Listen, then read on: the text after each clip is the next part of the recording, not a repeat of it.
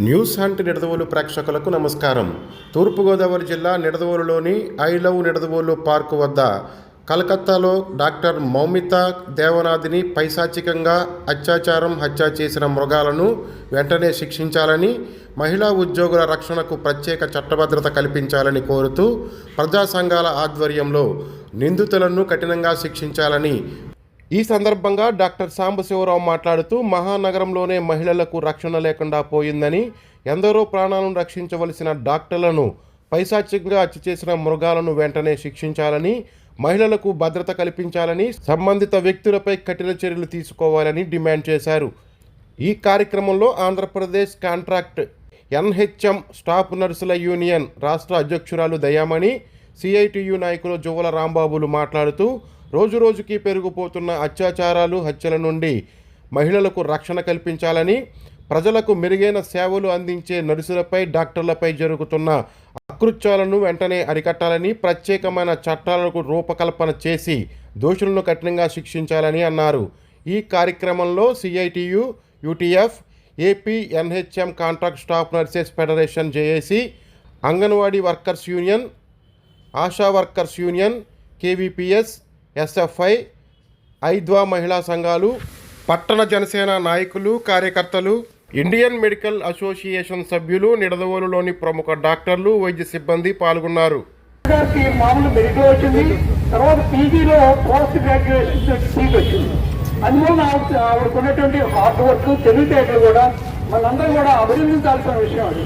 అటువంటి డాక్టర్ గారు రాత్రిపూట నైట్ డ్యూటీ చేస్తా ఉంటుంటే అంతకులు, దురాగతులు వాళ్ళందరూ కూడా వచ్చేసి హాస్పిటల్లో ప్రవేశించుకొని ఆమె అట్లా చేశారు అని అంటే యావత్ భారతాన్ని అంతటికీ కూడా చాలా సిగ్గుచేటు. మనందరూ కూడా భారతదేశంలో ఉన్న పౌరులు, డాక్టర్లు, పౌరులు అందరూ కూడా ఈ విషయాన్ని గుర్తించిన తర్వాత, చూసిన తర్వాత చాలా సిగ్గుతో తలవంచుకోవాల్సినటువంటి విషయం. ఇటువంటి ముందు జరగకుండా, ఎందుకంటే ఆడవాళ్ళకి ఎప్పుడు కూడా డ్యూటీలు చేస్తూ ఉంటారు, నైట్ డ్యూటీలు చేస్తూ ఉంటారు. నైట్ డ్యూటీ ఒకసారి అర్జెంట్ కాల్స్ వస్తూ ఉంటాయి, ఎమర్జెన్సీ కాల్స్ వస్తూ ఉంటాయి. ఎమర్జెన్సీ కాల్స్ వచ్చిన డెఫినెట్గా అటెండ్ అవ్వాలి. అటెండ్ అవ్వాలంటే ఎట్లా ఎందుకు అటెండ్ అవ్వాలి, ఎలా అటెండ్ అవుతారు? ఎంత సెక్యూరిటీ లేకుండా కూడా మేము వాళ్ళు నైట్ డాక్టర్ కానీ, డాక్టర్లు కానీ వాళ్ళు నైట్ డ్యూటీ పెడితే ఎప్పుడు పడితే అప్పుడు ఏ రాత్రి కావాలంటే ఆ రాత్రి వచ్చేసి వైద్య సేవలు అందిస్తూ ఉంటాయంటే ప్రజలకు ఆ మాత్రం ఉండాలి కదా. ఆ మాత్రం సెక్యూరిటీ అనేది ఉండాలి. వాళ్ళంటే భయం ఉండాలి, భక్తి ఉండాలి. దీనికి ఏంటంటే ఇదంతా కూడా జరిగిందంటే మనందరూ కూడా చాలా చాలా చాలా సిగ్గుచేటుగా ఉంది. కాబట్టి మనందరం కూడా కలిసి ఇటువంటి పరిస్థితులు, ఇటువంటి ఆపదలు రాకుండా ఉండాలని చెప్పేసి మనందరం కూడా ఈ విధంగా మనం సపోర్ట్ చేస్తూ ఇటువంటి జరగకుండా ఉండాలని చెప్పేసి మన స్టేట్ గవర్నమెంట్కి, సెంట్రల్ గవర్నమెంట్కి కూడా మనకు తెలియజేయాలి. ఇటువంటి జరగకుండా ఉండాలని చెప్పేసి చాలా ఉండాలి. సో మన అందరూ కూడా ఇక ఏకగ్రీవంగా ఈ ముక్త కంఠంతో మన ఏది కూడా ఖండించాలని ఆకాంక్షిస్తూ నాకు అవకాశం కల్పించినందుకు, తర్వాత మనందరం కూడా ఇట్లా ఏకగ్రీవంగా వచ్చినందుకు కూడా నాకు చాలా సంతోషంగా ఉంది. Okay, thank you. అలాగే డాక్టర్ నక్కంటి శ్రీనివాసరావు మాట్లాడుతున్నారు. కలవడం, క్యాండిల్ ర్యాలీ చేయడం, చాలా చేసుకోవడం, ఇలాంటి సంఘటనలు ఇదే కాదు, ఇంతకుముందు కూడా చాలా జరుగుతున్నాయి మన రాష్ట్రంలో, దేశంలో ఎక్కడైనా. కానీ ఇది బాగా హైలైట్ అయింది. ఎందుకంటే ఒక మహిళ తన నైట్ డ్యూటీ చేస్తుంటే తన వర్క్ ప్లేస్లోనే అత్యాచారానికి గురయ్యి హత్యకు గురైందంటే అంతకంటే దారుణం లేదు. దీని మీద యాక్షన్ తీసుకుంటానికి, దీనినే దర్యాప్తు చేయడానికి ఈ రాజకీయ పార్టీలు, ప్రభుత్వాలు రకరకాలుగా రోజుగా మాట్లాడుతున్నాయి. ఓరో సిఐడి అని, ఓరో సిబిఐ అని, ఇదని అదని చెప్తారు. ఇంకా ఎంత దారుణంటే డాక్టర్ల మీదే అభ్యాసాలు చెప్తున్నారు ఈ రాజకీయ నాయకులు, ప్రభుత్వాలు.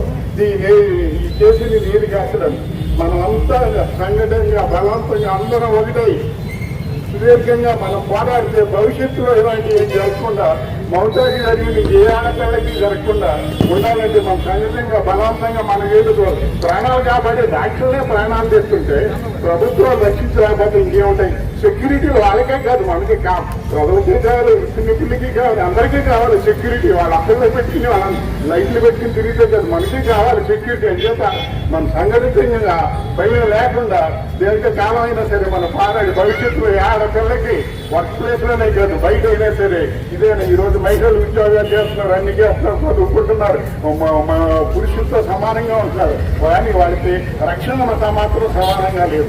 ఆ రక్షణ కావాలని మనం గట్టిగా పోరాడితే నేను ఈ ప్రభుత్వాలు దిగిరావు, దిగి వచ్చే వరకు మనం పోరాటాన్ని కొనసాగిస్తాం. నేషనల్ హెల్త్ మిషన్ రాష్ట్ర జేఏసీ నాయకురాలు దయాలని గారిని మాట్లాడుతుందో కోరుతున్నాను.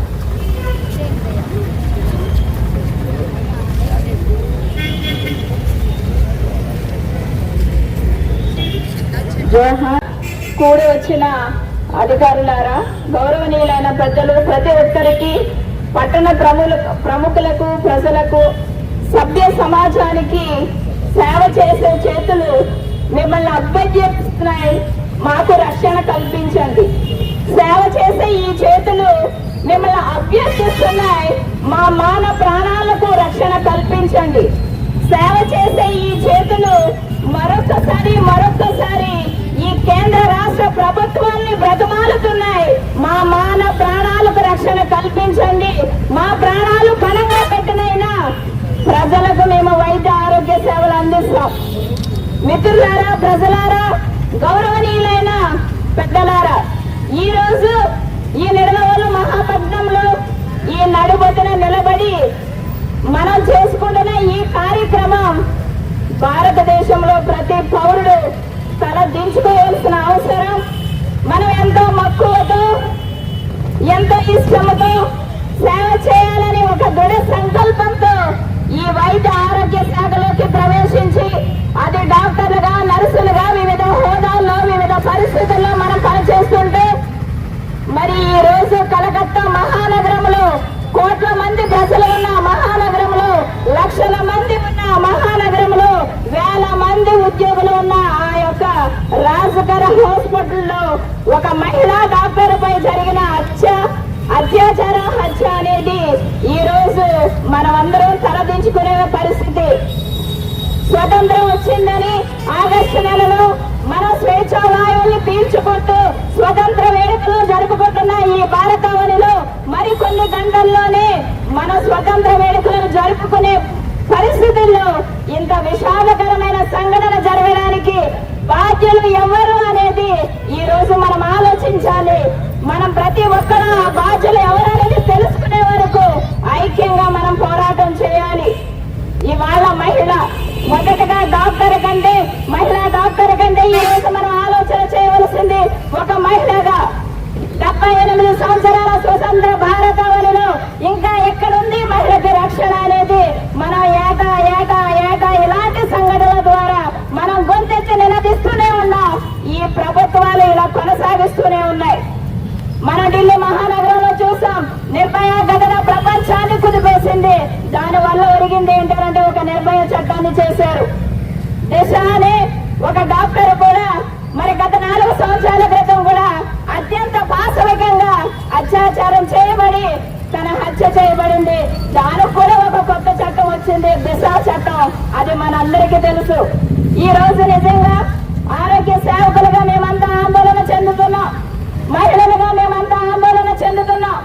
మేము నిజంగా ప్రజల యొక్క ఆరోగ్య సేవలు అందించాలా? లేదు అనంటే మొట్టమొదటిగా మా మాన ప్రాణాలు రక్షించుకోవడానికి మేము వెనకంజ వేయాలనే ఆలోచన ఈ రోజు దేశంలో పనిచేస్తున్న ప్రతి ఒక్క ఆరోగ్య సేవకుల్ని, సేవకురాల్ని ఆలోచింపజేస్తుంది. మిత్రులారా, ఈ కోవిడ్ సమయంలో ఈ ప్రపంచం అంతా కూడా నిద్రపోతున్న సమయంలో ఆసుపత్రుల్లో డాక్టర్స్ మాత్రమే నిద్ర లేకుండా లక్షల మంది ప్రజలకు సేవలు అందించారు, ప్రాణాలు కోల్పోయారు. అందుకని వైద్యుల్ని దేవుడితో సమానం ఉన్నారు. నేనైతే దేవుడిని నమ్మను, కానీ ఖచ్చితంగా ఈ మాట వాస్తవం. డాక్టర్సే దేవుళ్ళు. ఎందుకంటే ఈ ప్రపంచంలో ఉన్న జ్ఞానాన్ని, సైన్స్ ని, టెక్నాలజీని నిరంతరం మార్పు చెందుతున్న సందర్భాల్లో అవన్నీ కూడా పరిగణలో తీసుకుని ఈరోజు రోగుల్ని ప్రాణ పరిస్థితిలో ఉన్న వాళ్ళందరూ కూడా కాపాడుతున్నారంటే డాక్టర్స్ లేకపోతే లేదు. మసీదులు, టెంపుల్స్, చాలా ఖరీదైన దేవాలయాలు కూడా మూసేశారు. ఆ రోజున మన దేవుడు మనం కాపాడుతాడు అనుకున్న అన్ని కూడా మూసేశారు. మతపరమైన దేవుళ్ళు కూడా ఎక్కడా కూడా తెరిచుంచలేదు. ఒక ఆసుపత్రులు మాత్రం తెరిచున్నాయి. అది ఒక డాక్టర్స్ యొక్క గొప్పతనం. అటువంటి ఒక మహిళా డాక్టర్ని ముక్కుపచ్చనాలు 31 సంవత్సరాల అమ్మాయికి మరి పీజీ చేస్తున్నారు. చెస్ట్ విభాగంలో, ఊపిరితిత్తుల విభాగంలో పనిచేస్తున్నారు.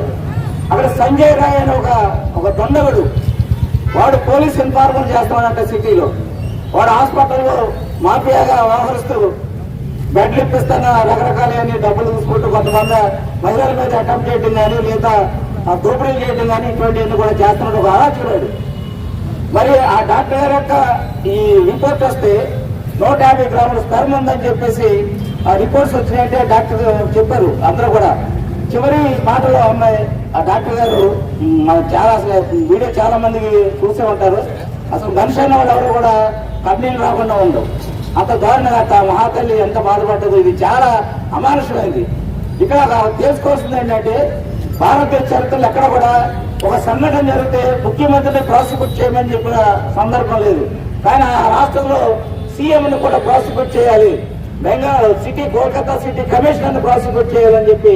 ఎందుకంటే ఆగస్టు 9వ తారీఖున జరిగితే ఇది 14వ తారీఖు అంటే కొద్ది గంటల్లో స్వతంత్ర దినోత్సవ వేడుకలు జరుపుకుని ఆ సమయంలో ఈ విషయం బయటకు వచ్చింది. అంటే ఈ 9వ తారీఖు జరిగిన ఇన్సిడెంట్ ఈ వారం రోజుల్లో ఏం జరిగిందంటే సాక్ష్యాలు తారుమారు. అంటే చాలా దారుణమైన విషయం ఇది. అందుకని 201 సెక్షన్ ప్రకారం ఆ తారుమారు చేసినందుకు వాళ్ళపై చర్యలు తీసుకోవాలి, సీఎం మీద ప్రాసిక్యూట్ చేయాలి, కమిషనర్ని ప్రాసిక్యూట్ చేయాలని చెప్పేసి అన్నారు. అక్కడ ఈ సంఘటన జరిగిన తర్వాత ఎంత తేలిక తీసుకుందంటే గవర్నమెంట్ అక్కడ మెడికల్ కాలేజీ ప్రిన్సిపల్ని ప్రమోషన్ మీద వేరే కాలేజీకి బదిలీ చేశారు. అంటే వాళ్ళ యాక్టివిటీస్ అన్ని బాగా ఒక మహిళా డాక్టర్ని అత్యంత పాజిటివ్గా దుర్మార్గంగా చంపేస్తే వీళ్ళ కార్యక్రమాలన్నీ మామూలుగానే చేసుకున్నారు.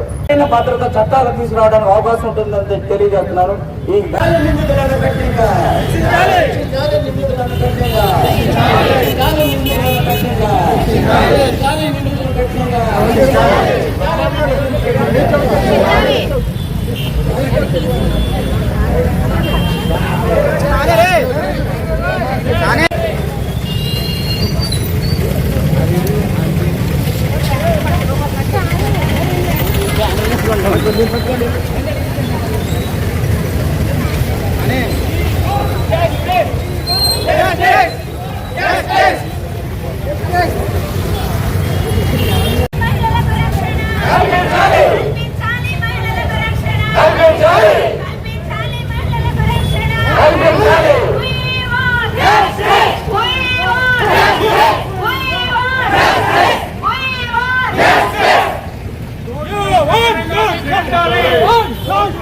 One,